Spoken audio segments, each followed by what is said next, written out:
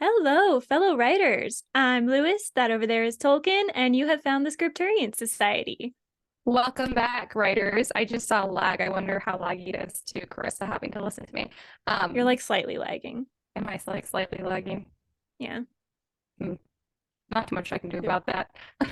To say, are we gonna fix it? Like, do you have a solution? And you're like, No, nah. there's no solution. I just wanted to acknowledge it. So if our timing sounds weird, listeners, that is why. That over there is Carissa Harlow, aka Catherine, aka Lewis. I'm Asha Rourke, aka Tolkien, aka Tired. And I wanted to ask immediately upon getting on Zoom, which I'm late again. I'm sorry to everyone, and everybody praise Carissa. Go ahead and give her a round of applause right now because I have moved like recording on her multiple times lately, and I feel horrible about that. That's whatever. But here I am. I finally showed up. Yay. Yeah, but so you said when I texted you before and was like, "Hey, I'm gonna be 5 minutes late," no surprise. You were like, "No worries, I'm correcting grammar or doing grammar It comments on said I'm TikTok." answering grammar Answering, questions on TikTok. yes. Tell me about that. What's going on Well, TikTok? okay, so I posted a video about lay versus lie, which is like, Oh, yes. really hard for like everyone, I think. Mhm. And I am not confident in lay versus lie. And that was like the I'm not either. whole point of the video. I was just kind of commenting on like, you look it up online and you're still like only 80% sure. Yeah. So people were commenting on it, and someone asked, is it he lay down or he lies down? And I said, it depends on the tense. I think one of it is past and one is present, I think so. because I'm pretty sure that, so lie does mean like the opposite of the truth, but there is also like a verb, well, it's a verb either way. But so lay is if you set something down, and lie is when you are like no longer standing up. And those are So different. strange. Yeah. It's so weird. So lie does have two forms in that sense. So like if you're not telling the truth, you lied, but you didn't lie. Like you don't use that for if you are laying down, you know what I mean? But Yeah. then like laying down means that you are no longer standing, but it uses lay instead of lie. So Ah, I was trying to like make that clear, and like throughout the whole comment I'm just like in parentheses in all caps, I think. I am not confident in this. That was the whole point of the video. I know it has to do with tense, but I'm not confident in which word is correct for which tense and like that's the, hilarious. the specific verb. So That is it's too the one funny. thing I'm just pretty sure I'll never master it. Which Oh, I I never will. Yeah. I I've even should tried. try, but well, yeah, I mean, I should try, but I feel that I I've will tried never for years. understand. Yeah. Yeah. I tried for like 30 minutes once and I was like, you know what? An editor will figure this out for me. Yeah. Actually, the little spell check thingy is pretty good at catching that now. And I pretty much Mm-hmm. rely on that because I don't understand. I understand if I have like the little conjugation chart, Hmm. but once I am no longer looking at the chart, it all goes out of my brain. So Yeah, I'm not sure. 100%. 100% agree. Yeah. Um, well, that aside, grammar questions and lay versus lie aside, how has your week been? My week has been good. Actually, it's been 2 weeks I say, yeah, we skipped a since week because we the winter did. storm knocked out my power, you guys, for like Yep. 2 days. So for both of the No days that we fun. would have recorded. So Right. yep, It was crazy. You guys looked so cold. She sent me this picture of her and her family just like huddled on the couch we with the were all just pets. on the couch with the pets. It was so cold. It was so Yeah. cold. It Yeah. sounds awful. I mean, I think I'm cold, but I have indoor heating and blankets and, Yeah. that kind of stuff. So, I mean, you had blankets, but you We didn't have have indoor blankets. heating for a I while. mean, we don't have central heating anyways, but like the Mm. difference it makes being able to plug in like a little room heater and not being able to do that is insane. Because also Yeah. like when you can't turn on like a heater every now and then and you don't also have like power to like, because our oven is electric and our all of our stuff that we use that would heat up the kitchen is electric. And so Hmm. not being able to do that, the temperature just drops lower and lower without anything to like maintain it. And so every Hmm. day, like every hour, it was just dropping further and further. I think it was like Right. 40 something degrees inside by the time we finally got power back. It was very cold. Oh, it sounded terrible. Yeah, it was. Um, Sorry, but so continue. no, it's fine. So I'm trying to remember even what I did in the past 2 weeks. I do know that I marathon made a bunch of pancakes. So one of those like giant instant like dry pancake mix. I Uh-huh. made an entire one. I just 2 hours Why? straight. I was just because I was gonna freeze them and then I just have them whenever I want Oh, them. nice. Yeah. So I Yeah. have like I did all kinds of flavors. I ddid banana, I did blueberry, I put bacon in some of them, shockingly good. It is I good. did Yeah. cinnamon, I Mm. did chocolate chips, plain, all of the above. Oh my And so gosh, I that's just so had to marathon smart. that. Hell And now yeah. I am aware, first of all, the pancakes are delicious, but second of all, I have become aware. Sometimes I forget things and then I become aware of them again. So my hip really, really hurts because I was standing for so long. And here's why. Oh I'm just my going to tell this really goodness. quick story. And hopefully it won't gross anyone out. I can never tell if this is gross or normal. So backstory, I had open heart surgery at 2 years old, right? Hmm. In order to do that, they have to like crack your rib cage open, right? Oh, Because your heart is underneath your rib cage, and then yes, they have your to ribs seal doing it their up. job. Yeah. Yeah, that's their purpose. And so then they have to seal your rib cage afterwards. The problem is that if you're an adult when this happens, it's totally fine. But if you're a child, a microscopic difference in the way that they seal your rib cage will just Oh, yeah. exasperate as you grow. Yeah. And it's almost impossible for them to do it 100% correct. So Yeah. I am lopsided. My ribs are just slightly off, and I always forget which it is because I can't tell because I have always been this way. So I don't Yeah. stand straight, but I look straight to myself. Yep. I I understand think that. I lean left. I don't know. I'm not sure. It's not All I super know, visible. I mean, yeah, I wouldn't know. yeah, my mom, like every once in a while through my childhood, she'd be like, stand up straight. I'm like, I am. And she'd tilt me to the left or right. I can't remember. And I'd be like, this feels weird. This does not feel right. Oh, that is too um funny. so that's why I kind of struggle with posture and stuff, and Hmm. because I am actually lopsided. And so it looks like my right leg is longer than my left leg, but it's not. It's that my right hip is lower than my left hip, or whatever that would Interesting. be. So when I stand for extended periods of time, like not really moving around a lot, my right hip just gets so sore. And it's Ow. been days, like I think it's been 3 or 4 days, and I've Oh been my walking. goodness. I've been like half waddling. So like, I take a step normal with my left leg and then I Uh-huh. circle out my right leg to keep walking because it takes the This pressure is off of it. so sad. It's kind of funny and kind of painful. So I don't You really know what to made do with it. you made pancake making into like an endurance sport. I Like you have did. like a sport injury. I know.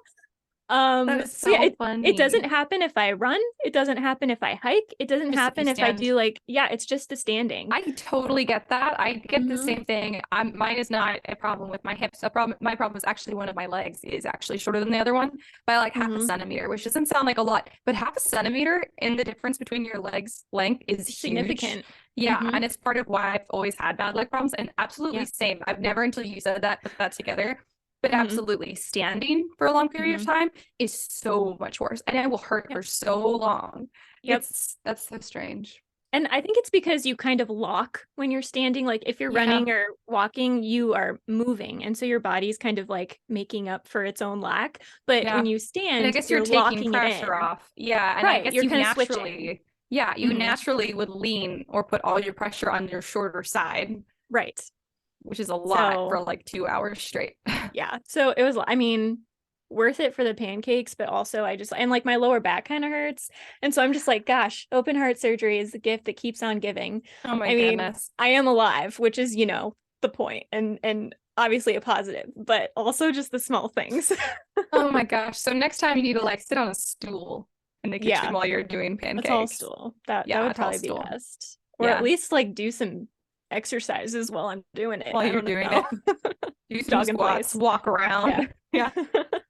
Oh, that's funny. But yeah, so I did that, and I think there was one. Oh, I did leave the house this week. Oh, You'll be very proud. very proud. I went Not to that I have do that much, breakfast. but you Well, should. yeah. I went to have breakfast with one of my friends, and it'd been a while since I saw her, so it was good to catch up and stuff. And I had carrot cake pancakes at the place where we go, Ooh, and they're very good. Carrot cake and pecan. So they're very good. that sounds really good. I have a very I've not had any pancake oriented pancakes. update. Yeah, I that's know. just so many That's pancakes. I filled the quota, so it's okay if you have no pancake updates. Yeah, I don't, but I'm glad that you really took that on for both Yeah. of us. I Yeah, appreciate you're that. welcome. Yeah. How was your weeks? Weeks. I don't really have any updates. We lost power. It was very, very cold. Ruby is so cute. She's laying down on the ground beside me, which is like as of this minute update. Mhm. And I watched my niece for a few days because my sister was sick and she is preggo. And so Mhm. it's a lot harder to be pregnant and sick and trying to chase a toddler. So I was Yeah, like, I no bet. worries. I work from home. I'll take home Grayson with me. And the thing is, goodness, of course, it was like the one time when I actually had quite a bit of work I like really needed to focus on. So it was Yeah, particularly challenging. right. But it's Grayson and she was precious. So I had Grayson here. She literally just got picked up like right before I set up the equipment. That's why I was late today. I always Mhm. have an excuse. Like there's always a reason for It's it. always a But I'm reason. always Yeah. like, maybe if I thought in advance, I would have been able to predict it. But I thought she was gonna get her earlier. Yeah. Yeah, anyway, so that was fun. I got like some Grayson and TT time because that's what she calls me, is TT. Uh, And she threw such a fit when she left. And I was uh, like, I mean, I think I feel loved, but I also feel like yeah. really bad. Like I'm Like, sitting here sorry, just but also really thank angel. you. Yeah, and I'm also like, it is because she did not take a good nap today, and I do Mm. not have control over that. I did my best. And I'm Did like, what I I did could. give her extra candy, so I don't know if that contributes. You're like, it's possible it's my fault, but also you cannot blame me. Yeah, you can't blame me because I'm the aunt and listen, she loves me and we had a really good time. Except what's infuriating to me is that any child, when they hit like toddler age, just likes boys more than girls. They just like the men more than the women just because they're like men are more fun. So like, Mhm. she loves me and we hang. But then like my brother would come out of his room and she calls him Bub Bub, Uncle Bub. Mhm. And so she goes, Bub Bub, Bub Bub, Bub Bub. And then Hobby, my husband, she calls him Ho Ho because she can't say Uh-huh. Hobby. And so she goes, Ho Ho, Ho Ho. And I'm like, neither. Listen, Caleb has been in his room working all day. Hobby has not paid any attention to because he doesn't know what to do with children and he's on the opposite schedule. So, like, sleep wise, so he's usually asleep for most of the day, anyways, while she's here. And Mhm. so, but like, anytime she would even just like get a little bored, she would like look around me like, Ho Ho, Bob Bob. And I'm like, TT is right here. TT is I'm right giving you here. candy. It was infuriating, but any minute she would have left me in a flash for one of them. I would have been abandoned if it had been I would an have been option. abandoned. Exactly. And I'm like, this is so unfair. Neither one of these. And I'm like, I'm the one getting you up, taking care of you, Mhm. feeding you, Doing all the changing you, work. playing with you. And she's like, I like men better. And I'm like, this is not fair, Grayson. I will say, when I was like toddler age, from what I can remember, I really liked being around my uncles because they would lift me up in the air and they Yep. would do like more dangerous things. And Yes. like the women are like, we have to keep you safe. I'm like, right, but what if you like tossed me into the air a couple times? Yes, exactly. And I know that's exactly what it is that women are Mhm. more like, we're going to feed you, we're going to keep you Mhm. alive. And it's not as exciting. And the uncles are always like, let's do something crazy. And the toddlers are Yeah. like, yeah. And I'm like, okay, but I'm still putting in more work here. And I'm Yeah. still not the favorite, which is just infuriating. And it's the true with like parents. Like right now, Grayson is such a daddy's girl. Of course, she loves her Mhm. mom, but such a daddy's girl because daddy's more fun. And I hate Mhm. that because that happens like with every child ever. And I'm like, this Mhm. is not fair. It's because they get to be the fun one. Like, Yeah, it's true. it's not because they earned it, you know? It's They're just by infuriating. default the fun one. Yeah. Anyways, I guess that's been pretty much it. Oh, I did I guess I'll save some of this for writing an update, but I did write a 50,000 word cozy mystery in 2 weeks and turned it in. So Yay. hooray. Congrats. Good job. Thanks. It was Pat on the back. Thank you. It was something. There are talking animals. That's everyone should know Oh, that now. okay. So I'm going to tell you something right now. I hope it's okay. I can always take it out. But I did reference your whole talking animal thing in my current book. The opportunity just presented itself. that's hilarious. So one of the characters there are these two guys, and they're best friends, and they're kind of bantery. And one of them is like after like an animal encounter, and I don't want to give too Mhm. much away, but he's like shaking and like scared, and the girl's like, are you okay? And he's like, I hate talking animals. And then he Ah! like screams across the room. He's like, yo, what is the one thing I hate? And the guy screams back, talking animals. You guys, that is directly the event that happened with me, because everyone knows I hate talking animals. It's not even Ash inspired. It's just straight from your life. It's straight from my life. You just I love copy it. and pasted it. I'm so honored. Yeah, it's great. I love So that. that'll be in the book if you, when I you feel one day so read it. inspired. I'm feeling so inspirational. Yeah, you are the inspiration. Because I hate talking animals. I don't like talking animal movies. I don't like talking animals. Unless I'm doing like a pretend voice for them. That's the only acceptable, and only me. No, if other people do it, I'm like, I you're can't wrong. handle other Though. people. That's not what they sound like. Oh my gosh, which is funny though, because again, I forgot to do. I want to do a D&D update, everyone, week and stuff. But you created a talking pony. I did for that one. I did do that. Oh, I wasn't originally gonna be, but then I kind of wanted to like mess with you guys, and I was like, what if I just make Tiffany, excuse my language, but an absolute bitch? And I did. Yeah. And she is. She's great.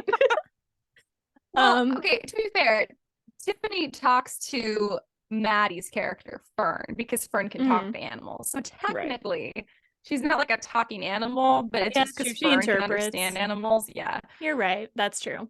I mean, technically. But yeah, this week was fun because I got to kill a cultist by like darting out from behind a tree, which was really fun for me. This is what I keep telling everyone. I'm like, Carissa is just like winning this whole campaign because she's thinking outside the box. Like she's thinking like, if this was a book, or if this was like a real battle, where would I she's need thinking, someone? Like, exactly. She's thinking like really strategically. And I'm like, yeah, you can do that because you can do whatever you want, you know? And the DM has to just like compensate and figure out how that would work. And it's just so funny. So like you're just destroying. It's so funny because Dom, Ash's brother-in-law, he like his character just kind of like went up to these cultists and was like, hello. And I'm like, I hide behind a tree because I can see what's coming. And everyone else is like, let's follow him. And I'm like, I'm behind the tree. You're like, I'm still back here behind the tree. And then like so like battle started, and I was like, I guess everyone roll for initiative. And Krista was like, what about me? And I was like, yes, but you're still behind the tree. So I'm going to say that the people that were attacking or are attacking you, they can't react to you as long as you're behind the tree. They don't have like a reaction attack because she's behind the tree. So they don't know where she is. She's very small. You're also very small. I'm like climbing the tree, throwing daggers. It was awesome. I wish this was my life. I know. It's so good. That's so funny. It is great. And I totally forgot because we do D&D Sundays. I totally forgot that this Sunday is the Super Bowl, so we might have to skip this Sunday. And I'm like, so that's what I keep meaning to message the group about, but I think we might have to skip. You do it Saturday, unless everyone else is busy Saturday. But yes, the problem is I have to drive all the way to San Antonio, which is 3 hours from here, on Saturday morning. And then I'm staying there all day to help with the baby shower. And then I'm staying like all into the evening and coming back late. So yeah. Like I mean, it's crazy for my friend's baby shower, and I'm very excited to go to her baby shower and like help throw it and all that. It is just such a long, it's going to be 6 hours total in the car that day, plus extra time like spent there and stuff, and I don't have any extra time in my life. So fair enough. But I think we should be on as per usual next weekend at least. Okay, if you guys like this, listeners, you can hear all of our D&D plans. You said it before, and we'll say it again. If you guys have not played D&D, there is really something to it. You should absolutely go do it. I think it's really great. I can't believe it took me this long. I know. It's hard to get like a group together that will actually commit to playing every weekend, which we usually do. Like it's really hard to get a group that'll do that. So if you guys have found a group, don't let them go. Hang on to them. Cling to them. Cling to them. Was there anything else you want to share about your week? Nope. Alrighty. In that case, do you have any book recs? No, you would think that after 2 weeks I would. It is mostly because of writing things, which I'll talk about later. So it's a positive. But no. That is good. I don't know. I'm in a slump. So I'm sorry. I haven't even started Catherine's Corner episodes again, and I said I was going to, and I am going to. It's just I haven't read anything, and I don't want to force it because then I don't enjoy the books, and then I'm not like learning as much, and so I don't want to push it. But yes, I understand. Yeah, I also don't have a book rec because I've been killing myself to write these cozy mysteries, and so I mean, with a full-time job and a farm to take care of, and church and D&D, it is impossible, I think, to do anything aside from from writing after work to hit my word count per day to turn in these cozy mysteries. So that's been difficult because I'm like, we even actually had to delay our TPBC episode for this next week. It's actually not going to come out this week. It's going to come out the week after. We've never really done just a full on skip week, but I just can't do it. And also, we were supposed to record, and I totally forgot to say that I was busy all weekend long. And so then we didn't have enough warning. So now I have all of next week to read the book, which I'm like, hooray. But also, how am I going to do that? But I did read, and I'm going to book rock it way in advance because it's not published yet. I have started reading Carissa's book, her Lord of the Flies rewrite. And I'm super enjoying it, and I want to keep reading it. I just have not had a chance to. I forget how far I got into it, but I had to like make myself put it down to go back to writing the stupid cozy mysteries. So for me, yay. Yeah, for you. I was like, oh my God, I gotta keep reading this. And then I realized it again. And every time that I agree to ghostwrite something, I so regret it. But I don't regret the money, although it's not very much. It's just nice to have any extra money. Yeah. But man, my time is not my own, not even remotely. So sad. I have to write 6 of them, so I'm 1/6 of the way there. Yeah, that's good. Yeah, just crank them out and then it'll be over. That's what I'm trying to do. Anyways, what about our word of the week? Yes, our word of the week is Parvenu. Parvenu, and this is a person of obscure origin who has gained wealth, influence, or celebrity. It is often derogatory, so I think we should bring this back as an insult. Parvenu. Yeah. Parvenu. Wow. So the example that the internet gave me was the Kardashians could be considered parvenus. That's interesting. I like kind of just come out of nowhere. Yeah. You're like, what did you do to get here? And it's like, whatever. They're so parvenu-y. Oh no. Good job, Ash. Fantastic work. It's funny. I like it. One day, if this podcast is the single thing that survives like a apocalyptic event, people in the future are just going to be using words in like the totally wrong formats. Like verbs will become adjectives. Adjectives will become nouns. Listen to her, people of the future. People of the future, listen to me. I know how words are supposed to be used. Don't listen to her siren song. Parvenu-y. It's Parvenu, but Parvenu-y. It's Parvenu. Yeah. You are. It sounds kind of French. It does. It's probably French. Seems like the kind of thing the French would come up with. Like, it really does. Why are you wealthy? You're such a parvenu. Yeah, it feels like kind of like a dig, but like they make it sound like it's just an observation, but it's also like kind of an underhanded dig, which is very French all around. Yeah, exactly. That's funny. Well, I guess we could go ahead and get into our theme for this episode. Yeah, I'm really excited about this for some reason. I feel like I have a lot to say. So we're going to be talking about how to write the opposite gender. So obviously, if you're a man, how to write women, and if you're a woman, how to write men. Because whether it's your main character or a love interest or just a regular side character, whatever, you are probably going to have at least some characters of the opposite gender, and you want to make sure that, I don't even know if it's like positive or negative. It's just like these equal neutrals that you want to get right so that the characters are still realistic. Yeah, there. It's hard. And I mean, especially if you're writing a main character who's the opposite gender, which I don't think most people do. However, I will say that recently Javi was at Barnes and Noble because he goes without me when he's not here, and it breaks my heart. But like, I mean, I'm glad that I'm married to someone who like reads fiction and like goes to Barnes and Noble, but I'm also like, where's my Barnes and Noble date? You know? But he was like, I was just really bummed because he reads basically the same kind of stuff we do, like young adult, new adult fantasy. And he was like, I only found one book with a dude main character. That's such a bummer. And I was like, that's fair. And I do think it's because most writers, there are more female writers than male writers. I don't know why. We could totally get into the weeds on that. I don't know why. But currently there are a lot more female writers than male writers, at least in that genre. Especially in YA. Exactly. And so it's YA and NA are like pretty much the only things that he reads. So the problem is, we could go, oh, there's room in the market, we should write more male main characters. But the reason that people aren't is because it can feel really difficult and it can come really like not naturally to a lot of people. Like this my magnum opus, my like great masterpiece that I've been planning forever. I had planned to tell from the perspective of the girl main character, but there's like another character who's a dude who's basically also like the same level of importance. So now I'm like, what if I tell the story from his perspective, or I write the first book and from his perspective, and the second book in the series from her perspective, you know, which could be interesting, but I've never done that before.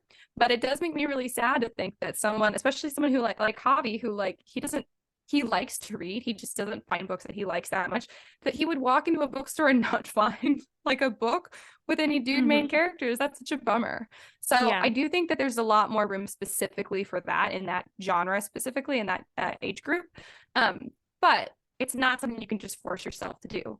That said, if you have been curious about writing either a main character or a side character of the opposite gender, and or you just feel like you need to strengthen your skills, this is the episode for you and for me. We're going to try and figure out how to do that in a way that feels authentic. Because I'm just going to say off the bat, if you can't do it authentically, don't do it. I would rather all of the books be all girl main characters or all boy main characters if it means that they're authentic, and it would mean the opposite wouldn't be. I don't do it if you can't do it authentically, but that's what we're going to talk about. It's going to try to be how to do that in a more authentic way. Definitely. And I think like a good rule of thumb here. So just to kind of, I feel like this is the elephant in the room, but maybe it's not, that like, you know, women often complain about how men write female characters, and like in return, it's kind of coming out that men are like, well, we don't like how you write like romance heroes and that kind of stuff. And I think it's really fair. I mean, sometimes women are like, well, you write us badly. And I'm like, right, but that doesn't mean you're writing. So we should write you badly. Or if we just all held each other to a higher standard of authenticity. How about that? And I think it comes down to this principle. You should not need to insult the opposite gender in order to appeal to your own. I think that's a huge red flag. Men, you shouldn't need to write so many physical qualities about your female main characters. Like they're not all like busty and beautiful or like pure and innocent. Like don't make them stereotypes. That's a fair criticism. But also women shouldn't be idealizing and romanticizing every aspect of men in their books, especially if they're love interests. You shouldn't be doing this. Tiger's Curse. I will say one of the series I like for all the action adventure. Dude, the love interests are such ideals in every way. It is so unrealistic. They're also physically perfect. So they're like all of the things. Like it's unfair too, because I think, I don't know, because men are so visual and women are so like emotional, just like very, very broadly, that I think almost we are most offended by the opposite. So I think women are most offended like by magazine covers and like beauty standards and all this stuff, because they know that that's kind of like what men are judging them on. And I think men are offended by the way that if you like try to change their personalities or their emotional capacity, because they know that that's what you're judging them on. And so I feel like it can be very offensive for, of course, women to read, you know, female characters by men that are just constantly talking about how pretty they are or about physical stuff. And for men, I think it can be offensive for them to read male characters written by women that are just constantly essentially correcting what they think is wrong, but is really just a different neutral. And that's kind of what it comes down to. Like, there's nothing wrong with being, you know, like beauty, right? There are a lot of ways to be beautiful, and there's like the standard, but there are a lot of ways. So, you know, you should be kind of having some variety there. And so you want to make sure that you're being fair in the way that you portray men and women, not trying to correct what you think is wrong with them. Because really, I mean, there are negative qualities associated with men and with women, and positive traits associated with men and with women. But you're not, I don't know that you should be writing to try to correct everything and like create this ideal role model as though men or women are reading just to be talked down to and corrected. You want every individual character to be unique and interesting and multifaceted. They need flaws, they need good traits, but they need to be like a whole person. And that doesn't change based on the gender that you are or that you're writing. So I agree. That's kind of the principle there. I agree. And I think a lot of it goes into, we talked about this in, I think our last episode, A lot of it is like the way that men versus women tend to communicate is actually kind of indicative of that. Women tend to speak like in more emotional terms, and we tend to almost provide too many details. Well, some men would probably say too many details, and other women might be like, it's just the perfect amount of details. But like tend to be like either more flowery with speech or just more involved with speech, whereas a man will usually take a lot fewer words to get his message across, because his thought typically is, I'm going to communicate this one thought. And when a woman's going to communicate the same thing, she wants to communicate that thought and how she feels and how she wants the other person to feel as a result of the thought she's sharing and how she got to it. Exactly. And so there's so much more involved. I forget, I saw some stat, I forgot what it was, but it was like a comparison of, on average, how many words a woman speaks a day versus how many words a man speaks a day. It's insane. Ladies, we talk a lot. Yep. And that's not a criticism. I love talking. And there's nothing wrong with it. Talk. But there's also nothing wrong with men not being as wordy. So I think that especially as female authors writing male characters, I do feel like we have a habit of overcorrecting their speech and making it more emotional and more flowery because we think that it's nice, because that's how what we would feel like that's nice. Instead of going, maybe we need to retrain our brains a little bit to say there's more than one way to communicate nicely. Nice communication doesn't just sound like this. It can also just be more direct. There's also a difference between being direct and being a dick, and that is up to how you are characterizing that character. Exactly. But just because a character is being straightforward to the point doesn't mean that they're being an asshole. Like that's just genuinely how it's a lot more likely that a dude's going to communicate that way. So that's, I think, really important in how you are writing your characters and trying to make them feel authentic. But I also agree that I think that when men write women, less emphasis on the physical appearance, and when women write men, you're totally right. It's like we try to like write in more emotional complexity, and maybe we all need to read that book. I never read it, but people used to talk about it all the time. That what is it? The Men Are From Mars, Men Are Women Are From Waffles. Venus. No, yes, but and the waffles and Women Are spaghetti. That's largely true. I know that we're all talking in generalities this episode too also. So if you're like, well, I know someone who's not, or I'm not like that, we're talking in generalities. It's okay. Yeah. So generally, men compartmentalize.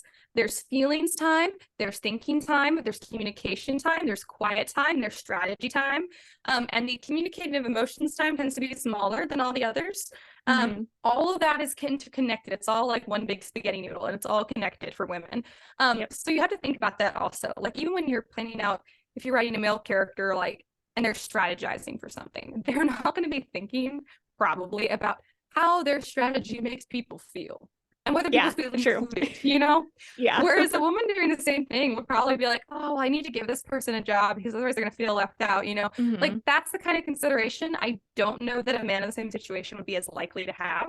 Maybe if they're really nice, or it's, you know, like their little brother or someone like they really care about, if it's someone they have like a specific emotional attachment to. But in general, that's a lot less likely. So even just thinking through like decision-making processes and how those happen, and it's just, you have to like think through everything like genuinely from the other side, and but not in a way where you're like, well, that's stupid, they do it the wrong way, where you just think, okay, that's a different way, and that's how this character is going to do it. Exactly. And I think too, kind of part of that, or at least where you started with that, a big difference between men and women, and I think this comes into why men write women the way they do, is I think men are much more, I think they have more bodily awareness, whereas women have more emotional awareness. So men are going to notice like if their heart is racing more than women are. Women are going to attach that to an emotion and say, oh, I'm scared or I'm excited. A man is going to be like, oh, my heart is racing, right? So when it comes to anything like attraction, if it comes to fear, if it comes to joy, men are going to be experiencing the physical aspect. Women are going to be experiencing the emotional aspect. And so if you are writing a character, if you're in their head and it's the opposite gender, make sure that you're taking that into account, that your female character is not going to be talking about, you know, necessarily the specific sensations. She's going to be attaching emotion to them, and the man isn't going to be saying necessarily, oh my gosh, I'm so scared. He's just going to be aware of like that he's shaking, racing, I was breathing like really heavy. And so I think this is part of the problem too, is that I don't want to talk about this, but when men describe like sexual attraction, they tend to focus on the bodily awareness, Yep. which is like physically it makes sense. I guess But so. that's not necessarily how That's it not happens for typically the women. female So, experience. No, right. typically the female experience, you might be like, oh, he's kind of cute. And Mhm. that's, I mean, but that's typically about it. Usually the attraction is more, oh, he said something sweet and it made me feel Yeah. good, you know? Yeah. Like it I'm made I'm my heart happy when I'm with happy. Yeah, him or yeah. exactly. Yeah, and he's like, she's really hot. She makes me feel Yeah. tingly. And you're Yeah, like, ew, exactly. disgusting. And that was me being a girl communicating it because I don't want to Mhm. talk the way that boys talk. Right, exactly. But a guy would probably be a little more direct about it. And that Mhm. doesn't make them bad or even necessarily gross. It just Mhm. makes them dudes. I It's mean, yeah, and I think it's just kind of it can be uncomfortable for women mhm, too, which is why it can be hard to write that stuff if your yeah, character is male and you're a woman. But then men, you also need to be aware that that's really not how women process that kind of stuff, and so keep that in no, mind when you're writing it. yeah. And also maybe just be aware that that tends to make women uncomfortable hearing that. Yeah, that's true too. That's So, true too. That which is that's true. about writing an emotionally intelligent man. This is not to Mhm. say that like your male characters can't be emotionally intelligent. There's emotional Right, they can. complexity, which is more of a female thing, and then there's emotional intelligence, which is just it's just a maturity thing. Mhm. So just consider that. And every single character, male and female, will have a different level of like emotional maturity. So just think Yes. through that and decide, Mhm. is this like a really emotionally intelligent person who would know not to say something that would make a woman uncomfortable, even if he's Right. thinking it and that's how he feels and processes things? Or Mhm. is this someone who is not so emotionally intelligent or maybe just doesn't care and he's going to make people uncomfortable on purpose? Yep. So it all starts at the same place, but you don't have to make girl characters are great communicators and boy characters are bad communicators. That's not the point. Right. But they all kind of start from a baseline at the same place. Yeah. Let's see. I have like a whole list. I don't know how to branch off here. The biggest thing that I always think of when I think about writing male characters, because I think I have two male point of view characters that I've written before. And I'm not going to say I'm like a superstar at it, but I do think that I've definitely gotten better at it over the years. And oh gosh, I'm going to forget his name. There's this book called The Truth About Guys, and it was like aimed at tween girls when in like the 2000s, right? It's Chad Eastham or something like that. And if Interesting. you are like my age, you've probably heard of this, or maybe it rings some bells. But he essentially wrote these books for tween and teen girls to like understand how teen boys communicate and why they do it the way they do. Like, here are things that are red flags, and here are things that are green flags, and like all that kind of stuff. They were very Yeah. cool. But he used a lot of statistics and he did studies to see like how like specifically teens communicate differently, but also just the genders. And the Yeah. thing that he said that has stuck with me my whole life, and I'm very conscious about it, is that when talking about how like what you want to do or how you feel about something, men use I think statements and women use I feel statements. So like if you're trying to Yeah. decide what to get for dinner, a man is going to be like, I think we should get Chinese. And the woman is going to say, I feel like Chinese. Yeah. And that like tiny difference, I think, can really make a good impact in your book, particularly Mm-hmm. in dialogue, but it is also going to be related in your prose in the way Mm-hmm. that your main character is processing things. Men are just going to be using more I think statements. Even Yeah. if they're talking about feelings, they're going to say things like, I think I love you, or I think that this makes me happy, maybe, or something like that. Whereas Yeah. women are going to say, I feel. And depending on the statement, those are direct versus indirect. So like saying I think I love you is less direct, whereas saying like Mm-hmm. I feel like I love you is a little more direct. But it Yeah. can be the reverse, where saying I feel like we should do this is less direct, and I think we're going to do this is more direct. Yeah. So it's not even necessarily, I I do think men tend to be more direct for sure, but that's not necessarily what this is about. It just comes down to the way that you speak, because men are processing things as thoughts and women are processing things as Those feelings. feelings. Yeah. And so I think just stating things like that can make a big difference. And being in the mindset, if you do have, like I do, if you have alternating male female point of view characters, just getting into the mindset of I feel versus I think can be really helpful, because your trains of thought do change based on how Yeah. you phrase those things. It's Um, true. so that's something I think about a lot, that I think Yeah. is just kind of like a catch-all helpful tip. Exactly. And that reminds me of what we were saying, I think, in last episode about women are a lot more likely to hedge and men are a lot less likely to hedge. And a large part of that, I do think, is just because societally men's voices have been heard and women's haven't. So that is partially true. And another part of it is not just that, it's also just the whole like emotional complexity differences. But like a woman will probably take a second to get to the point, unless she's like in hardcore like emergency management mode. Yeah. A man will typically get straight to the point no matter the situation. So if your character is going to go a little off topic, or if they go, well, I feel like, or the other day I was thinking that, if there's some kind of like preemptive statement to what she actually wants to say, that's what we're referring to as hedging here. That's something that chicks tend to do and men don't. So like that alone is a great way to kind of like make your if you're doing it in dialogue, make your dialogue sound a little bit more authentic. So I did also look this up. I don't have any like citations on me. I didn't cite things, but you can look them up if you doubt me. So first of all, I would never doubt you. When it comes to communication styles, thank you. Women do pause more as well, which is a little different than verbal hedging. And men don't pause as often. But also, I think this can be kind of a good kind of principle to weave into your writing. There's a statistic that men are more likely to interrupt in conversations than women are, but men are more likely to interrupt other men than they are to interrupt women. And fundamentally, this is because I think men view conversation as competition. And so they are trying to one up each other in conversation, which is why they're going to interrupt each other more. And I'm going to argue, I'm not a psychologist, I don't have a degree, but I would bet that the more a man respects a woman, the more he interrupts her, because he sees her as an equal that could be competition.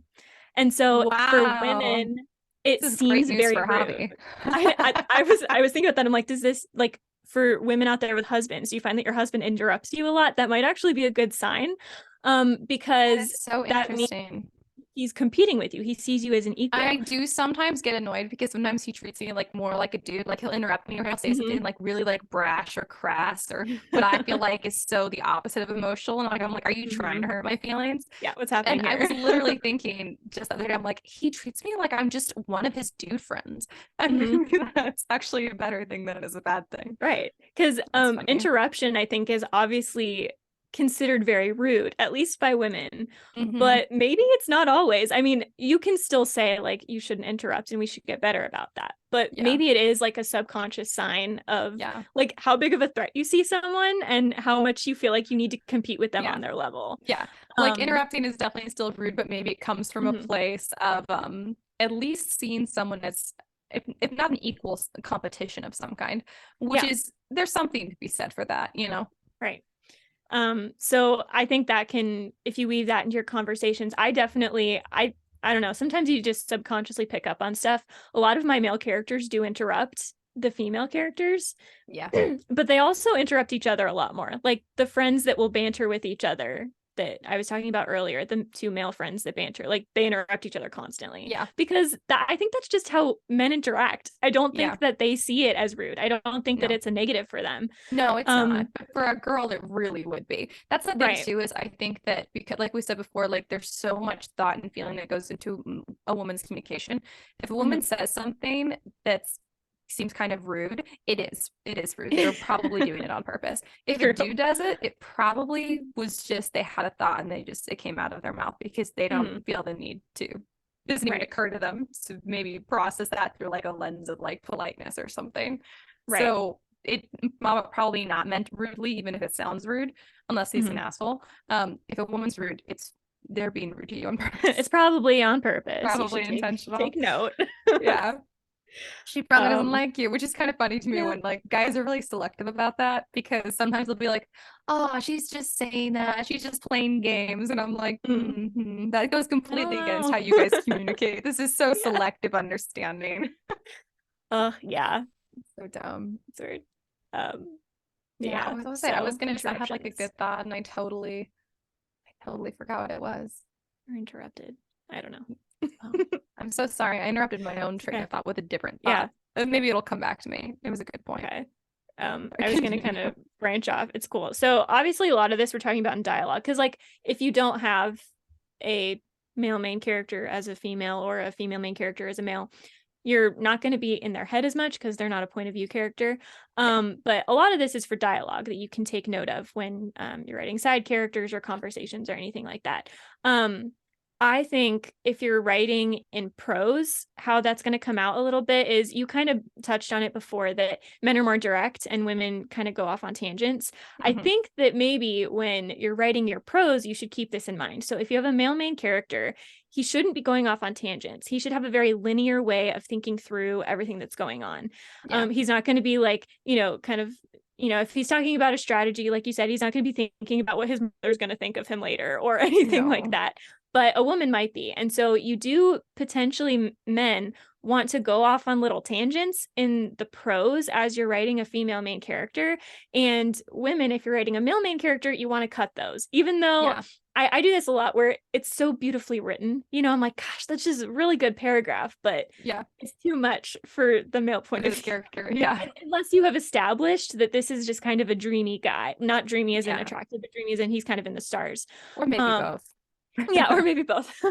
That he kind of has, that way about him.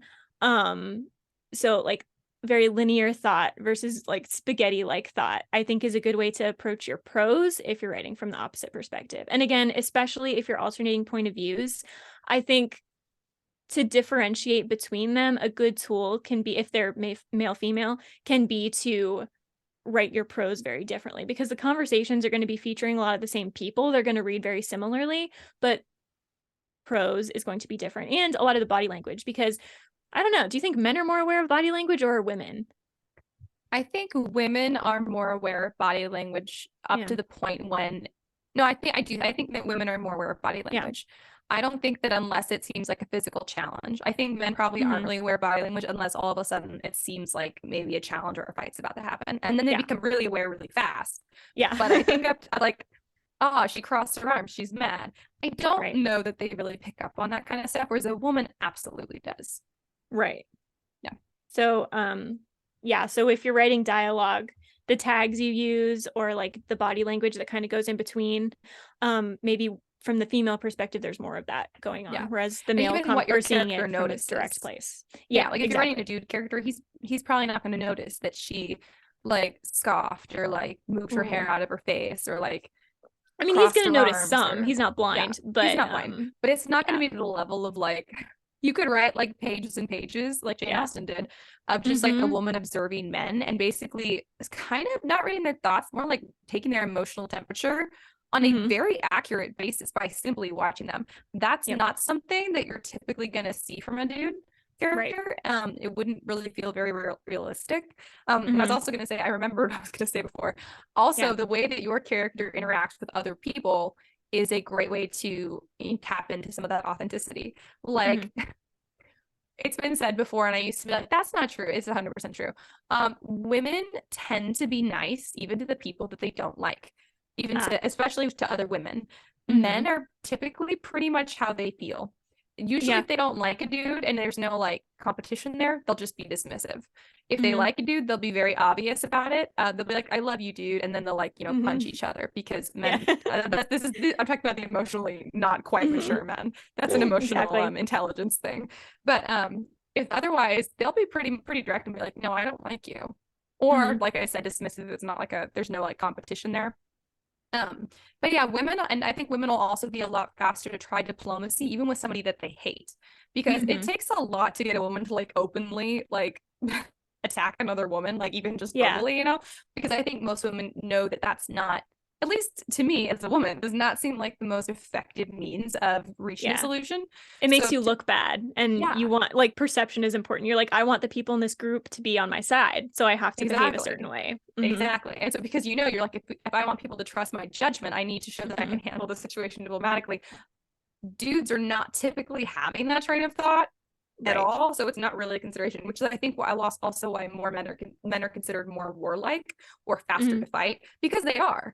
And it's not that they're more reactive. Women are definitely reactive, but we react by usually first like trying to like be nice and just like get out of the situation, or maybe we'll try diplomacy, or maybe we'll be kind of catty or petty, like if it really comes down to it, and then maybe we'll fight. Like usually those things happen first. Men, I think pretty much usually just have like, they'll be dismissive and then they're ready to fight you. And like those are we'll skip all the other steps. kind of skip the other ones. Yeah. And that is why I've heard people say stuff like, you know, if women were in charge, there would be a lot less wars. I think that that might be true. I don't know that there would be a lot more like, it's not there would be a lot less tension. There would maybe be even more tension. The metaphor I've heard is that if women were in charge, there would be fewer wars, but you just have a bunch of nations not speaking to each other.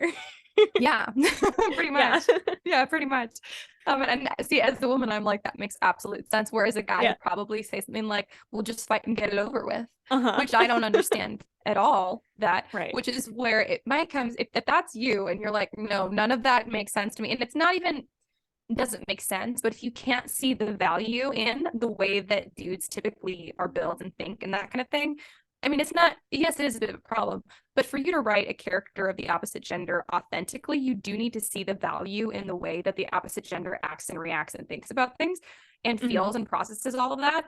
Even if you inherently go, that doesn't make any sense. So that's where it's not a bad idea to reach out to your friends who are the opposite gender and honestly ask them questions about that and really try to understand from their perspective, not just why they, you know, act or work that way. Maybe they've never thought about it, but also what value they see in that. Because usually, why are you doing this? Yeah, they not usually, just if what you are push you doing? them, they'll be like, you know, because it makes sense, because you don't waste time, because, you know, whatever. And to a woman, it might still be like, well, I still don't think it's worth it. But you need to be able to write a character convincingly and also respectfully, which kind of goes back to what you were saying about like, you shouldn't need to bash the other gender to make your gender look good. So you shouldn't have to, like, if you write your character authentically of the opposite gender, it shouldn't be, I wrote them authentically, but I don't understand how any of these things are like better than or equally good as or has value of that, like, we know the way that I do it, because that's going to come out. You just can't do both. So if you're struggling with that, I say talk to a dude. And then also when you hit the editing stage, I think it's really important for if you're writing a book with like a main character of the opposite gender, to have like, at least a couple dudes go through it. These are not your editors, and they're not quite beta readers either. These are dudes who you want them to go through and specifically read for the character's voice. Almost like sensitivity readers, but not quite as like, not quite, I don't know, hardcore. They're authenticity readers. Yeah, exactly. Yeah, which it's really important, because there really is a big difference from like the littlest things, like about how dudes talk, what they would notice first in a conversation or a new interaction, how they would handle conflict, how they would handle a relationship, like word choice. Everything is so different, and we've kind of gotten away from acknowledging that, I think, as a society, because we want to be like, everybody's valuable, and it's true, and we don't all have that to means be the they're same. different. Exactly. It's good that we have very different strengths, and that the different things, even that we don't understand about each other, are effective in different situations. Otherwise we'd all be screwed. So it's important to include those things, and I think it's really good to have, like, if I was gonna write this book with like the dude main character, I would definitely have a few dudes read it, and specifically ask them to read for that, and specifically tell them, I don't want notes on anything else in the book. I just want you to tell me when you think that this seems like a realistic dude, and tell me when it doesn't, and then tell me why. So you mentioned word choice. I think this is also kind of one of the small details that can make the difference between it feeling realistic and unrealistic is women are very detail oriented generally, and men are not. So when you describe things, women tend to use more adjectives. Men tend to be very, you know, clear cut, just kind of describing things. Something like color names. If you're a woman and it's a male's perspective, he's not going to say chartreuse. He's not going to say so bad. Come on, guys. He's not going to say that kind of stuff. But if you're a man writing from a female perspective, she's probably not going to say, "Oh, it's green." Right? No. She's going to give maybe a little more specifics. Like, because there are so many different kinds of green. That's not going to happen. His eyes were brown. It would from the male point of view. The man might be like, oh my gosh, her eyes are such a pretty blue. But he's not going to be like, you know, they're cerulean or however you pronounce that word. I thought it was cerulean, but I don't know. Cerulean? I don't know. Usually it's me that can't pronounce the word, so I'm feeling good about myself. Yeah, what was it? Doublet? Or a doublet? It's a doublet. I guess it's doublet, you guys, but I really, really want it to be doublet. And so in my head, I've always said doublet, I guess. I also I love couldn't remember how to say apartheid, so that was unfortunate. It was embarrassing. But yeah, whatever, however you say that C word that means blue. Cerulean. The girl is gonna use it, the guy's probably not. And it's not just colors. Colors are the thing that come to mind because I think I just Clothes noticed a little more. also, a Clothes. woman probably would notice or be able to describe what she's wearing or someone else is wearing in detail. That Mhm. dude probably isn't. Probably not going to notice unless he's like, wow, that dress made her eyes look more blue. Poppy Right. said that kind of stuff to me. And he's about the Yeah. most like grunt He-Man of them all. He just Yeah. he's not even looking at me. He's looking at He the does puppy care. with his eyes adoring. Like, but he doesn't He's go, focused. oh, I love the puppy. The puppy's so cute. He goes, you're a piece of shit, Ruby. I love you. Love you. Pounds the chest, walks away. Yeah, pretty much. You You what? You learned how to calm her. What did you do? What toy? Uh-huh. Uh-huh. Oh my God, he got her new chew toy that you can put like peanut butter in the crevices. So you learn how to distract her. Yeah. Not the same thing. He looks so pleased with himself. There's another thing about men is they love to be problem solvers. Like I think that there's this weird, they get such a sense of satisfaction from it. Not that women, well, it's not the same for most women. Yeah. Like we want to feel competent so we can feel respected, but like they're just like, the satisfaction of solving a problem. Gosh, that dog is so happy. Good job, me. I know. Well, he went to the pet store specifically, all of you guys, if you have not caught on yet. My husband just came back. And he went to the pet store specifically to get some stuff for the dog because she's been a bit of a nightmare, the cutest little nightmare you've ever seen. And so he was very pleased with himself. He got a toy for Ruru, and apparently it's having the desired effect. So good job, Javi. Chris says good job. I got her 3 toys.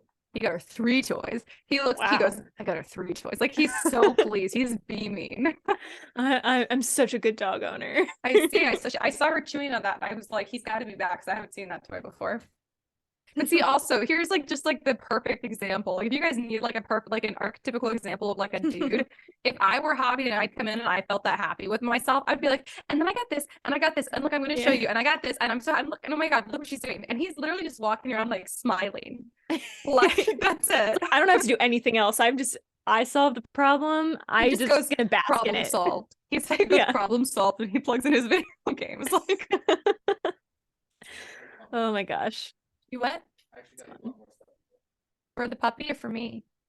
I got stuff. He got me stuff. Nice. Heck yeah. Good job, Bobby. Chris says good job again. What did you do? He says, I hope you say thanks when you see it. So like, would you get me like a Weight Watchers thing or something? You got me a mop? For you mean? Nah, man. Rude. This guy. Not a good call. Chris is not impressed with you. It's a good mop. It spins. Those are actually pretty cool. Yeah. Those are very cool. It's a double system, so there's always clean water. The way stuff works. Men like to talk about the way things work, and a woman just cares that it does work. True. As long as it works for me, it's all I need to know. Yep. Is that the cleaner? Oh, cool. He got me cleaner. Exciting stuff. I also bought 4 boxes of Girl Scout cookies. You got 4 boxes of Girl Scout cookies. Well, that's good. What? I didn't want crap. We're talking about how to write characters of the opposite gender. And we're talking about the different strengths of the different types. And specifically, he's going, like, sticking his nose in there and, like, looking away. Whatever. It's not like he can stop me from eating the Girl Scout cookies. I'm going to get to him. I'll get to him. Yeah. Wherever you hide them, I will find them. And I will find them. Which ones? What? Did you know that there's Girl Scout cookies with caramel and brownie? I did not. Are they new? Are they new? He doesn't know, but he says he's gonna eat them before me. He's playing dangerous game. They're rude. See, men are rude to the people they love. They are. Whereas I'd be like, or at least the way that women perceive it. Exactly. Yeah. I would literally been like, I love you so much that I got you 4 boxes of cookies. Mm-hmm. Yeah, but I would have gotten them for you. I hope everybody enjoyed that real life tangent. divergence. That was a real life example of yeah. what I was gonna discussing. say, because you're talking about detail orientedness, or I was. Yeah. I think you were, I was. I think a good like example of how you can have exceptions, like obviously these are generalities and how you can work exceptions in, is Sherlock Holmes, which sounds really strange, but women tend to be detail oriented. But Sherlock Holmes is very detail oriented. That's like his whole thing. He's very observant. He notices things, but he still comes across very masculine because of the way that he handles the emotional aspect. He's not, overly revealing of his emotions or how he got there. He has to explain the steps. And he isn't like involved in the feeling side of it where he's comforting the victims of whatever problem he's solving. But he is still very detail oriented. And so I think a key, if you're like, well, my main character is female, if you're a man and you're like, she's a female, but I want her to have this masculine trait, that's great. You just need to weave in some of the more feminine traits so that she comes across as believable. Yeah, I was gonna say, like, if you have like a female character that's more, you want her to be more masculine, maybe she's more prone to fighting, to getting into a fight right away. There are some women that are more confrontational, and that is considered masculine because that's more typical of a dude. And you can do vice versa. Like there are some dudes who are very like emotionally complex, and that is considered more of a female thing, not because it's weak, because everyone likes to kind of pull that thing. I truly think it's just because that's more of a female thing. And that's also, I feel like a lot of the stuff that at least I've been saying, because my immediate experiences with like this total like broy, he's wearing his hat backwards and everything. He just opened the door to eat the cookie in front of me. What's wrong with you? Nice. Get out of here. Oh my God, he's so mean. Anyways, like a totally broy frat boy looking He-Man. You can also have intellectual dudes. I think a lot of the stuff that I've said at least makes it. No, I'm not referring to you. You're the broy He-Man one, not the intellectual one. Yeah. It was like me? Yeah, mic drop. Yeah. So again, there's like you can also write like dudes that are more intellectual, and the difference in that might be that they have the other like dudely aspects. I did make up that word, and I'm really liking it. Dudely. I like that one. Yeah, but maybe they're more diplomatic, or maybe they think things through more, or maybe they process out loud more. The way that you communicate those things, like there are so many different types of men. There's so many different types of women. There's not like a specific formula. These are just things to keep in mind. Like start with the character and whoever they are. Like your character. You've met men. You have men in your life that you care about. You've met women. You have women in your life you care about. You know the character. Just make sure that you're including the elements that make them authentic, even if they're not, the gender that you share experience with. And that you're doing it consistently throughout, so that it's not like I need the female character to be aggressive for this one scene. Well, either she needs to not be, or she needs to be consistently aggressive, or she needs to have been pushed to that point for that scene. Like something has to be going on consistently there. Exactly. Which is really a character building thing, but sometimes I think the genders can be confused about how to do that properly from the other perspective. So maybe the female character does need to be pushed gradually into the violence, whereas maybe the man is just kind of indicating small instances of violence throughout, and then at the big moment has a bigger moment of violence. I agree. And also this is one for the ladies writing the dudes, which really goes back to what you said at the very beginning about like women writing men in this weirdly like idealistic way that's actually kind of offensive to dudes, because it's like the polar opposite of how most of them naturally are. Oh my God, I'm gonna lose my train of thought, and I had such a good point. It was a really good intro to the point. Thank you. I know, because I went back to your point, so of course it was. What was I gonna say? Oh yeah, do not, and this is part of that, what happens all the time, don't have a dude character that is not emotionally complex and or that is emotionally mature, and then all of a sudden when it becomes time for a romance, suddenly they're really eloquent and they're really like emotionally competent. Either they are or they aren't. You can't just jump between the two. They could develop there slowly and like get better, and they should, because all characters should. Your girl should be doing that too. But you can't just like, because it's convenient for the romance plot, all of a sudden be like, and now he's this really touchy-feely dude who knows how to talk about his feelings. He does or he doesn't. You're not just going to make it up. In all aspects. He's going to be that way with his family, his friends, etc., or he's not. Like, I know, Javi goes, I can help you with that. I'm a prime example of not knowing how to express your feelings in a touchy-feely way. You're correct. Are you admitting that? He says that he does know how to. Okay. You know what? I don't know if we're all our best judge of character. In a touchy-feely way, babe? You're lucky you know me when you know me. In a touchy... Oh, so you're saying comparatively. You're saying that this is you touchy-feely compared to how you were. He's grown as a person. He's not grown as a person is comparatively, what he's so saying. Yeah. Yeah. Okay, good. I got you. Yeah. I'm grateful, babe. I have a good jumping off time, point right? You from didn't here. just like automatically become That's true. suddenly able to emote. He's nodding. So It yes, was an instant. Yeah. my point was correct. Exactly. It goes like I have a good job. You're welcome, Ash. So I have a good jumping off point, I think, from here. And I looked this up, and I think people are going to doubt me on this, but I looked this up, and you are free to do it as well. I trust you, Chris. You're never wrong. Thank you. Men are significantly more likely to say I love you first in relationships with women, 3 to 1. So That's I think that interesting. means women do it 1/3 of the time. Is that what that means? I think so. 3-to-1 Babe, ratio. did you know that men are 3 times more likely to say I love you first? I would have He's been with many, many women. He says he always says I love you first. He definitely said job. it first to me. Yeah. So I guess you can all compare if that's true for you. Yeah. But I have a couple theories about this as well that I think go down to the principle of how to write male versus female characters. What do you say?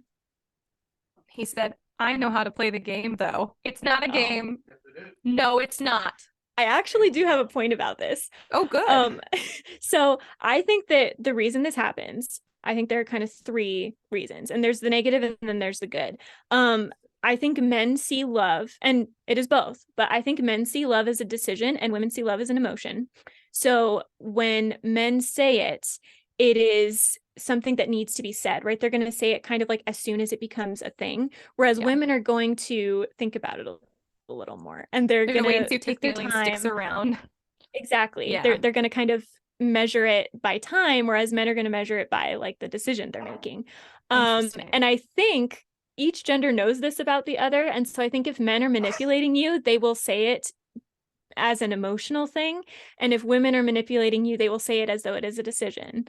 Chris totally just broke down your whole stupid game. Just completely. Yeah, she completely did. You're welcome. She completely did. You're a player in my game. You lose. She wouldn't be playing with you, you dumbass. Doesn't matter. That's true. No one else is You're in my playing. world. No one's playing with you. No one's playing on your own with you. He's like, if you were playing with me, Carissa, I'd win. You'd lose. Because he's a competitive dude. I know, he sees conversations and this kind of stuff as competitions. It's competition, yeah. You're just proving my point, Javi. Ha. No, he really is just proving how correct you are. I know. think that's absolutely true. Yeah. So again, so the negative side of it, understand that men are going to manipulate by knowing that women want the emotional side, and women are going to manipulate by knowing men want the decision side.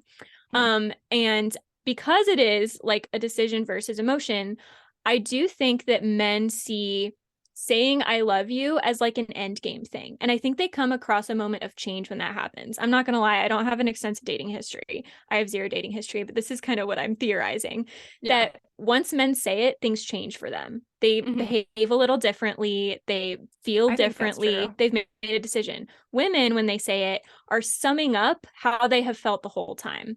They are summing up the gradual. So things continue at the same pace. They still gradually change, but gradually. It's not a moment of change. It's an explanation for how things have been going so far and plan to continue. That is crazy. You so summed it up. You guys, Chris, I'm going to write a dating book just to like how to understand men versus women. My experience from having 0 dating experience. Yeah, I'm very wise. So accurate. Thank you. So I think when you are writing romantic scenes, and this is something that I do think men struggle with it too, let's not lie, but I think women struggle with it the most because they want the emotional factor from men. And I'm not saying that men don't feel emotions. Of course they do. When they say they love you, they probably mean the emotion as well. Just like when women say I love you, they often mean that they are making a commitment. But generally speaking, if your male main character, this is also a trope that people like, the man falls first, so to speak, right? But it is realistic. That is a fair trope to lean into. It's just that when he does, maybe things should change. Maybe it's, a big moment for him. Maybe he works to correct a certain behavior, or maybe he becomes Darcy. Let me tell you guys, Yeah. Darcy does, and he That's falls true. first hard, gets rejected, and he changes Exactly. big time as soon as he makes the decision that he's like, I am in love with Elizabeth. Yeah. Whereas your female character shouldn't necessarily change once it's said. She's going to continue. It's not going to go away. That would be a change, but it's going to continue to gradually evolve. Whereas men are like, okay, now I'm in. Women are like, I was kind of always in, and I don't know when I became in, but I know that now I'm in. Yeah, I'm acknowledging it now, but it was already that way. Whereas guys are like, I'm deciding now.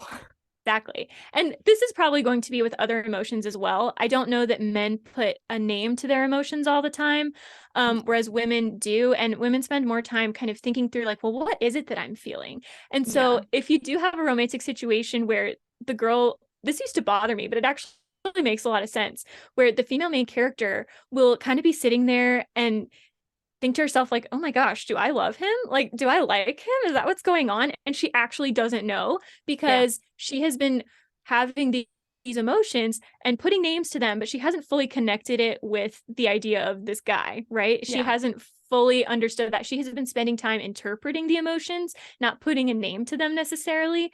Whereas men, I think, are more likely to find like they're feeling the emotions and they're not registering them until they have a name. And then they're like, oh, that's love. Got it. I'm in. Oh my goodness. Yeah. So I think keeping that in mind, and again, this is in dialogue, in your interactions, it's also going to be in their heads as they are processing emotions. Like I said before, men are going to be more focused on the bodily sensations, not the emotions. When we're on the emotions, not the bodily sensations. And you want to make sure that as they are processing things, men are processing more of the, like, I don't really know what this is, but I'm going to move on until I figure it out. And women are going to be saying like, oh my gosh, what is this feeling? I need to I need to figure out what this is. How do I interpret this? Whether, and in something like a fantasy book or something with more action, that's going to apply to things other than romance. It's going to apply to fear. It's going to apply to like, you know, I need to run away now or anything like that. Women are going to be saying like, I feel like this is dangerous. I should run away. And men are going to be saying, my heart is racing. I should run away. Like, I got a bad feeling when I entered the dark tunnel. The guy's just going to be like, my heart started to beat really fast. I should run. So I think there's maybe more of a decision, like a moment of decision for men in a lot of ways, where they commit and then they are committed, whereas women are going to gradually get there and then continue gradually growing in it after they realize what it is. So that's my observation. Totally agree. I completely agree with you. I think that's true. Let's see, what else do I have on my list? Did you have any other like big points that you want to talk about? I do not. Okay. I made all my points that I had. So I just have a couple.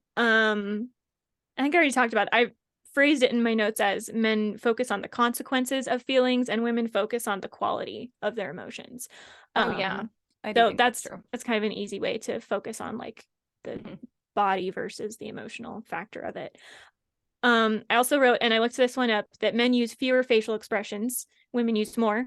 So women should be smiling more during conversations. They should be raising their eyebrows more. Any kind of facial body language, women are going to do it more. Men still do it, they just do it less. Well, it's and the thing where like we consider, you know, like a lot of gay men are they've been called flamboyant, right? And really all that means is more expressive. That's it. And that has traditionally been associated more with women because women are more often expressive, but we don't call women flamboyant because flamboyant is like, it's really the same thing though. It's the same thing, but no one ever really means it in a nice way. I feel like when they talk about like dudes who are flamboyant. It's true, but it's the same thing. It's the same thing. Just very expressive. And then men are also less apologetic even when they're wrong. They tend to, like I said, they commit. Once they're in, they're like, I've committed to this. I have to keep going. Women are more likely to be apologetic and say, oh, I guess maybe you have a point. Maybe you're right. Men are going to be very sure. Women are going to be, they care about the feelings of others. So they're going to be a little more, they're going to understand the nuance of things a little better. So that's also others. Oh, man. Not that men don't. I think they're just not as aware. I think like a good, like emotionally mature man does care about the feelings of others, just does not typically have like the natural awareness of it.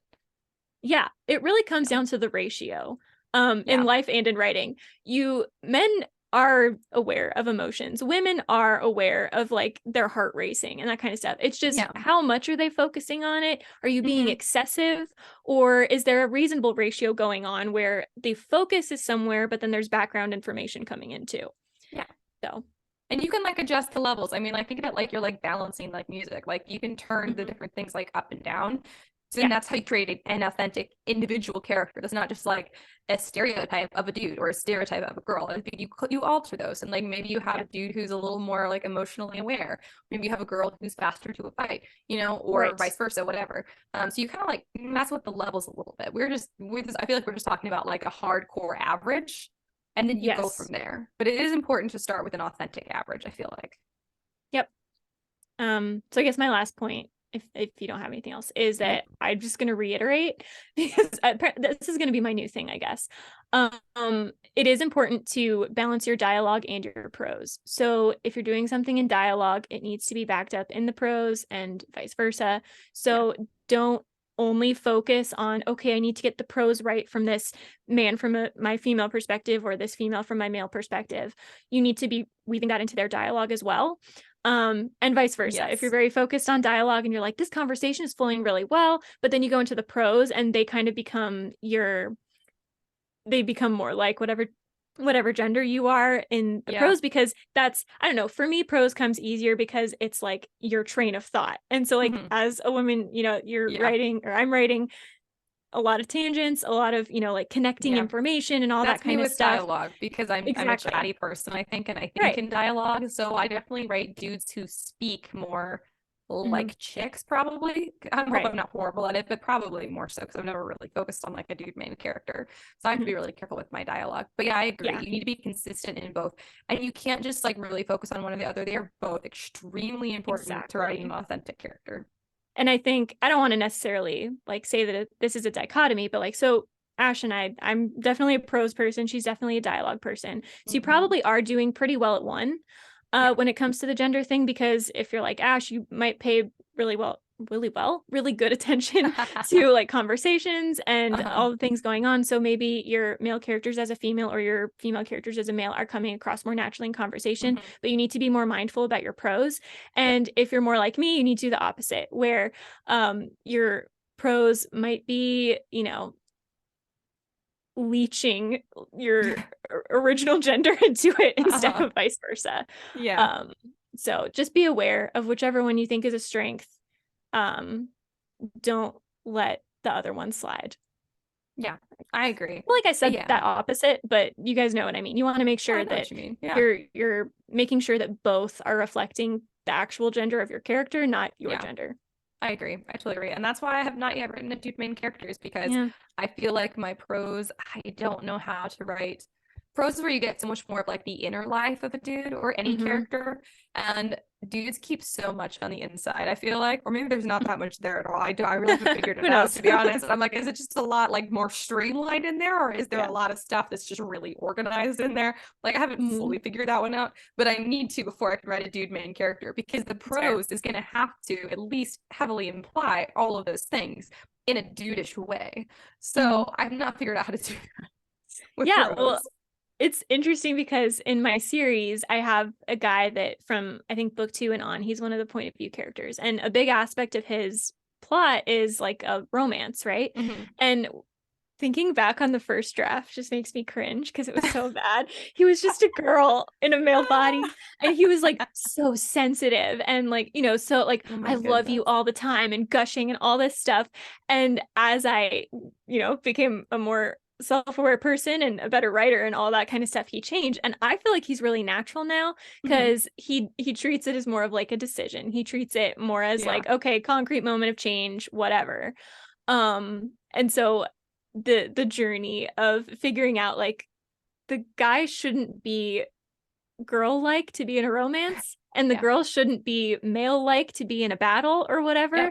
Like you want to make sure that they are consistently maintaining who they are. So yes, and that is part of seeing the value in the way that the opposite gender works, even if it is the opposite way that you would. And you inherently look at it as a weakness, or as maybe not the most effective way. You have to change. We all have to change the way we think about that. There is value to it, even if it's not the way that we would do it, or we have a hard time seeing the value. So find the value. If you have to talk to dudes to find the value, do that. If you need to have them read your book, if you need to read books written by men with dude main characters, which I forgot to say is another hot tip for this, like figure it out. You have to learn to see the value and the way that the opposite gender works in general to write an authentic character. So yeah, real quick recommendation on that point. Brandon Sanderson wrote the Reckoners series. Is that even the right term now? I think it's in front of me. The first book is Steelheart. I think it's Reckoners. It's like a superhero type series. And he's a man, and the main character is a teenage boy. And when I was reading these books, I just felt like this is a male character. Like he's not crass or rude or terrible all the time, but like different than me. And there would be certain lines that made me kind of like what does that mean? Like why did he feel the need to say that? But it's because he's a different person and because he has the male qualities. Exactly. Yeah. So it can be very helpful to read. So like men, read some books with female main characters written by. There's plenty of them, so we have a lot of options. There are good ones that exist that aren't going to insult you, like with the male characters too. So if you would like some recommendations, we can send you some, and vice versa. But also, if you guys have recommendations for books by dude authors about dude main characters, I'll take them, because there's just not a lot of those books coming out now. So like I know some books I've already read that were like that I really liked, but I haven't read a lot recently because there haven't really been a lot coming out recently. So if you guys have some recommendations, do it. And also it means that there is room in the market for that, guys, which is a good thing for guys and girl authors, whether you're writing the opposite gender or you're a dude writing a dude main character. There's room for it in the market. It makes me sad that someone would walk into the bookstore and not find a book with a dude main character. Right. That's kind of a bummer. So let's do it more. And I think there's just like, once again, like a big like man versus woman, what is a man, what is a woman, man, like this like stupid fight. And honest truth is, it doesn't matter. Everyone is valuable. Let's just stop this nonsense. Not every dude is inherently a dick, and not every woman is inherently, I don't know, like manipulative, like mean. Like I feel like manipulative is like has become like the main kind of thing for like for women on the dark side. So anyways, let's just be nicer to each other, and instead of saying the other gender is wrong about something, maybe ask instead, why do they do it like that, and what is the value in that instead? And that's what's going to help, because it's just, writing should just reflect life. That's the whole point. Writing should reflect the human experience. So get to know the other gender and why they do what they do, and don't just assume that they're wrong because they do it different. And I think that will make the biggest difference in writing an authentic character of the opposite gender.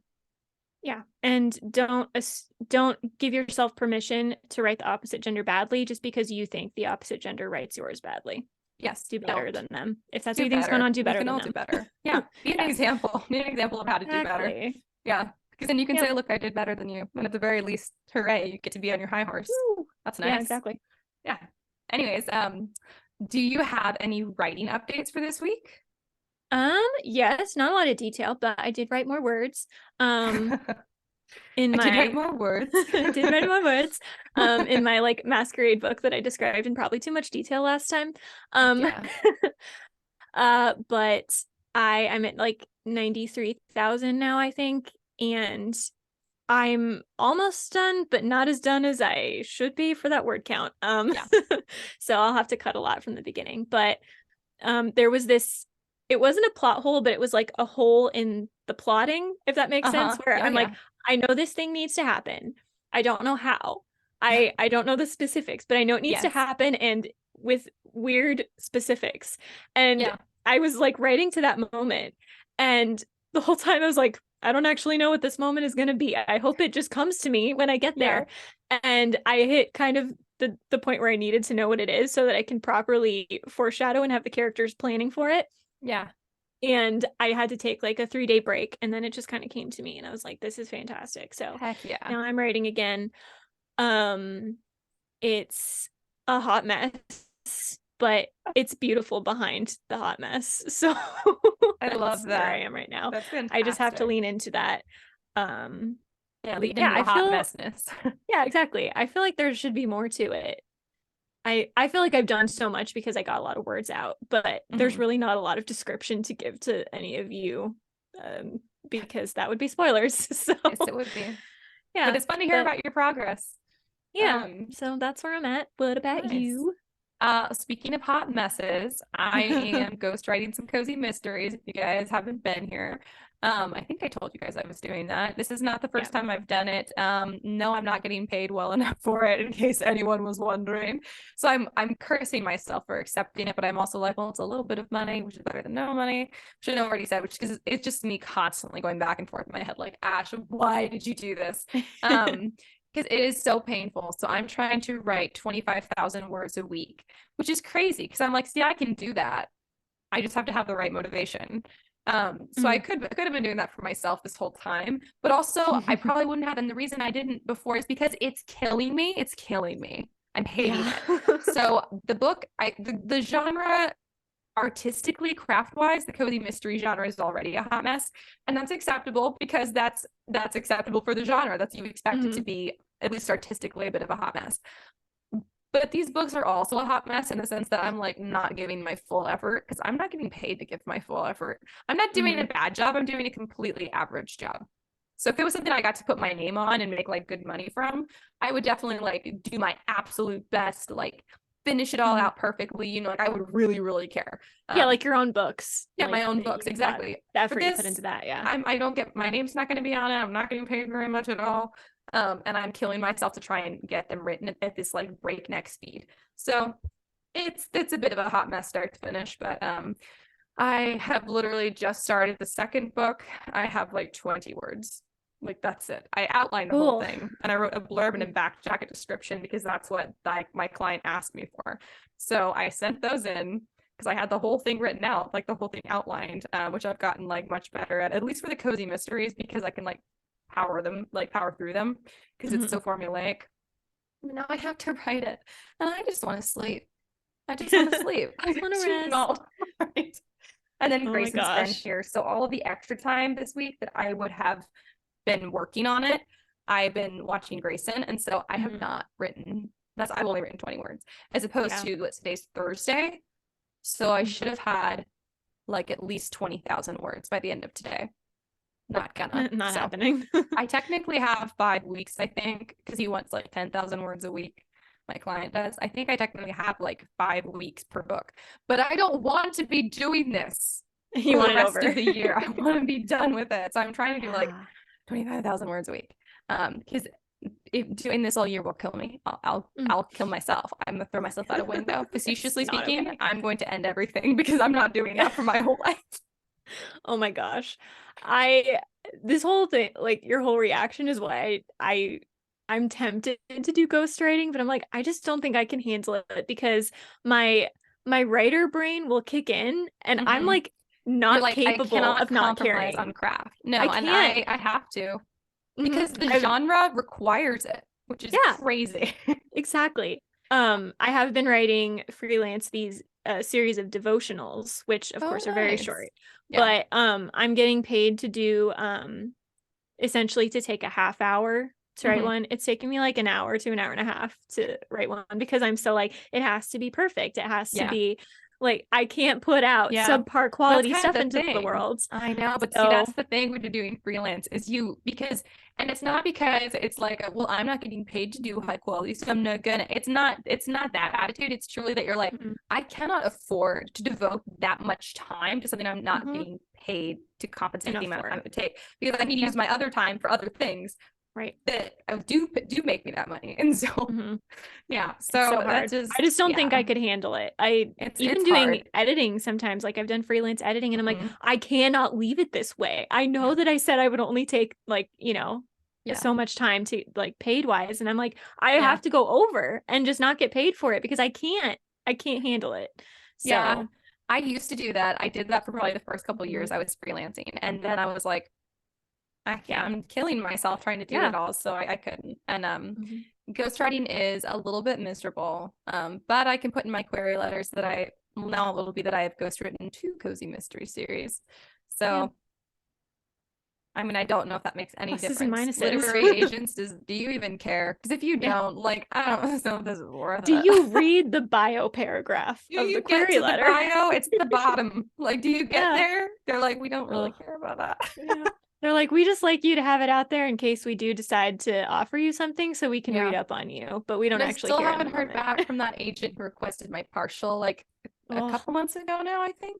And I think so it's usually around suspenseful. 3 months to hear back. So I'm like, maybe another month when I should hear back. It is stressful. It took mine basically the whole 3 months, she had Yeah. said. So, I mean, Yeah. that's normal. I don't think It it's a is bad sign normal. or a good sign.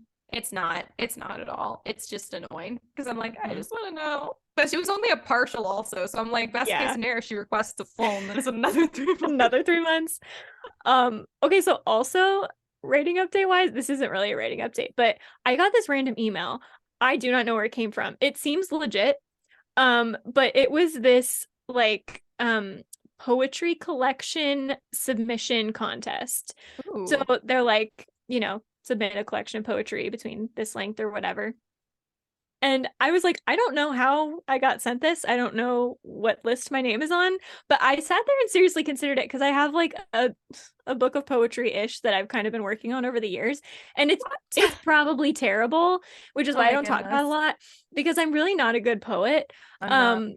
But I have been working on it for like at least at 6-7 years. And I don't have Wow. that many poems in it because it's just as they come to me. Yeah. But it's kind of like in a story format. Interesting. And so I'm like, gosh, would that give me enough of a leg up to actually be a contender in the contest? But there's like a reading fee, and I'm like, okay, so I would have to feel like I have a decent chance of winning Yeah. if I was going to submit. I can't just submit it and see what happens. I would have to Yeah. be serious about it. And I don't know, I think it's in like April that it's due. And I'm like, I don't think that I can write that many more poems and edit By them in that April. amount of time. I could do a No. short story. Yeah. I could probably do a collection of short stories. I can't do poems Oh, because that's so they're funny. insane. And so I'm not going to submit. I deleted the email and I was like, okay, I decided not I'm to do done this. with But that. also, I was like, where did this come from? Who Someone sent somewhere this was to like, me? she writes poetry. I just Yeah. know it. How did they know? I don't talk about it. So Well, it was now just weird. everyone knows. So now Now you're you gonna know. get a I bunch mean, more of them. You put it out in the universe. I'm not going to lie. The plan is somewhat to publish many, many novels. And then one day when I'm like 60, just release a book of poetry. Yeah. And then just Sounds continue good. with novels. Because Yeah. I think I have one good book of poetry in me for a lifetime. I think that's what I Diversify got. just a little bit. Yeah. And I got to get it. Like, I have to publish it as late in life as possible, so all of the poems go in it because I don't think I have two in me. So I have to wait till That's late in hysterical. life. You're like, as late in life when I'm in 60, as late in life Yeah. as possible. Well, who knows? It's late compared to right now. Yeah. Almost double, over Yeah. double, but not by a lot. So Oh, that's anyway, funny. Yeah. that's a fun thing. That is fun. If you guys write poetry, there are contests out there for that. There are. Yeah. I cannot remember the last time I wrote a poem. Yeah. It's Well, yeah, it's a thing. yeah. Well, whale. Is there anything else that you want to say to the listeners? mm-mm. Alrighty. In that case, if you guys enjoyed this episode, if you guys would not mind going below and leaving us a 5-star review telling us how much you love us, that would be wonderful. Really just because it ups our ratings and it gets more people to see us so we can keep growing the writing group, which if you guys want to join, the link to our Discord is below in the episode description. The Discord is up, it's open, we can see it, and it's fun. We actually already have some stuff going on in there, just people kind of talking about, their pets, what they're working on, what they're reading, what they're writing, but a lot of it's just completely random. So whatever you guys want to say, if you guys want to chat, you guys can go put it in there, but you guys can also message us. We're on social media at the Scripturient Society. We're on TikTok and Instagram, so you guys can DM us either place. Or if you guys want to send us something that's a little bit longer form, you guys can email us at contact@storysirenstudio.com. That is our production company. You can also go to that website and check out some really cool merch if you want to support the pod. If there's something that you guys want us to talk about, like a specific writing topic on the pod, or you guys have questions, please message us, email us, whatever you want to do. Talk to us. We love hearing from you. And we would love to talk about what you guys want us to talk about. I think that's everything we've got. So until next week, keep writing. And we'll see you on the next page.